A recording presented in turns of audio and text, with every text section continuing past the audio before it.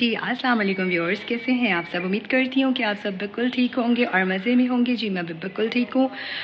तो जी आज के व्लॉग का स्टार्ट कर रही हूँ मैं अपनी बालकनी से, क्योंकि मुझे ये वाला व्यू जो है अपने ये जो नीचे लाउंज वाले व्यू से भी बहुत ज़्यादा अच्छा लगता है। और जैसे कि अक्टूबर का मंथ स्टार्ट हो चुका है और आप लोग देख सकते हैं कि किस कदर खिली खिली धूप निकली हुई है। आप देख सकते हैं कितनी प्यारी खिली खिली धूप निकली हुई है। और इस मौसम को पाकिस्तान में आम ज़ुबान में गुलाबी मौसम भी कहा जाता है, कि जिसमें ना गर्मी होती है ना सर्दी, क्योंकि आगे जब सख्त या सीवियर विंटर स्टार्ट हो जाते हैं तो फोग पड़ना शुरू हो जाती है और धूप कभी निकलती है और कभी नहीं। और तो इस तरह की खिली खिली धूप है कम कम ही नसीब होती है। तो ये जो अक्टूबर वाली धूप है ये मुझे तो व्यूअर्स बहुत पसंद है। आप भी ज़रूर कमेंट सेक्शन में बताइएगा कि आपको ये वाली धूप जो है कैसी लगती है और ये मौसम कैसा लगता है।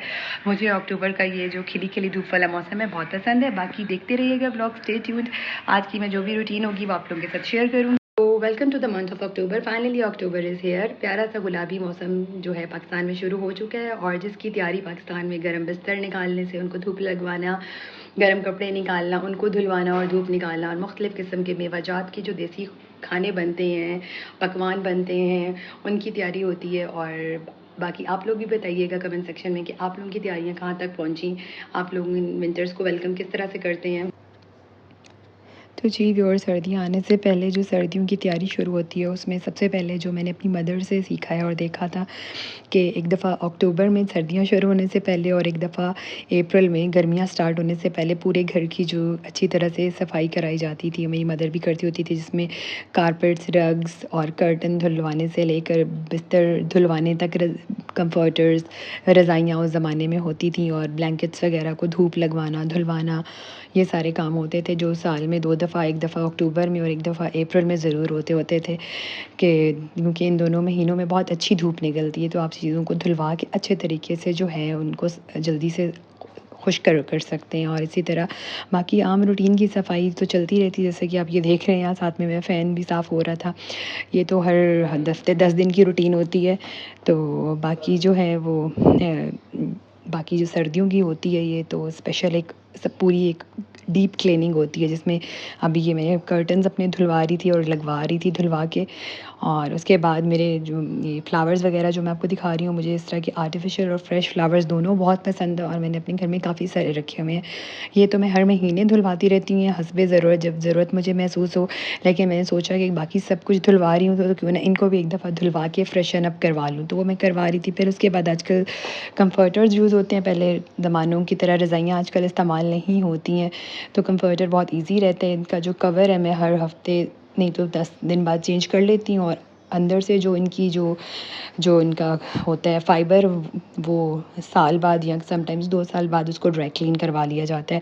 पहले ज़मानों में तो बहुत मुश्किल होता था ये सब कुछ मैनेज करना, पूरी रज़ाई को खोलना पड़ता था, फिर उसको उसकी रुई को साफ़ करवाना पड़ता था, फिर उसके बाद उसको आजकल कंफर्टर्स और क्विल्ट्स ने ये काम बहुत आसान कर दिया। आप जब चाहो कवर चेंज कर लो और उसकी जो अंदर वाला फिलिंग है उसको आप आराम से साल 2 साल बाद ड्राई क्लीन करवा लो। और ब्लैंकेट भी मैं इस तरह की ही यूज़ करती हूँ, ये 4 सीज़न यूज़ हो जाते हैं और ये बहुत जल्दी वॉश होके जल्दी ईज़िली ड्राई हो जाते हैं। और ये मैं फ्लावर्स, क्योंकि फ्लावर्स मेरे घर में बहुत आप जगह कोनों पे आपको नज़र आएंगे, मुझे बहुत पसंद है। और ये सर्दियाँ स्टार्ट हों तो जी ड्राई फ्रूट्स तो आलमंड्स तो पूरा साल चलते हैं, मैं ख़ुद भी और अपने बेटे को भी ज़रूर देती हूँ और अपने हस्बैंड को भी।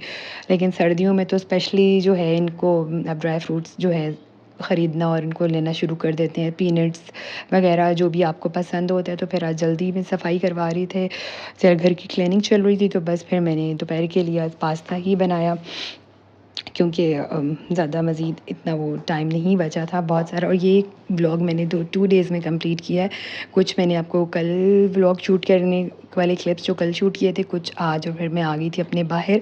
ये जो दरख्त है ये माल्टे का, इस पर भी फल लगा हुआ है और ये 1-2 माह तक इसका फल जो है सही पक जाएगा। और ये बैक यार्ड में मैं आपको दिखा रही थी कि जिसमें सब गर्मियों की सब्ज़ियाँ, भिंडी वगैरह लगी हुई थी और खीरे लगे हुए थे, तो वो अब वो भिंडी और खीरे वगैरह वो सारे भिंडी की तो फसल कटवा कर उसकी जगह आगे भी क्यारियाँ बनी हैं, वहाँ पे मैंने गाजर, शलजम और मेथरे और फूल गोभी, जैसे कि जो मटर और इस तरह जो सर्दियों की सारी सब्ज़ियाँ होती हैं उनके लिए ये सारा बैकयार्ड तैयार किया है, ताकि सर्दियों में सर्दियों की सब्ज़ियों को एंजॉय कर सकूँ। बैकयार्ड होने का ये बहुत बड़ा फ़ायदा है। बाकी लेमू का दरख्त तो फोर सीज़न होता है वो उधर ही है। धनिया और पुदीना और सब्ज़ मिर्च भी हैं साथ, बाकी जो सर्दियों की सब्ज़ियाँ उनके कुछ के बीज लग गए थे। और हाँ, पालक भी मैंने लगवाई थी।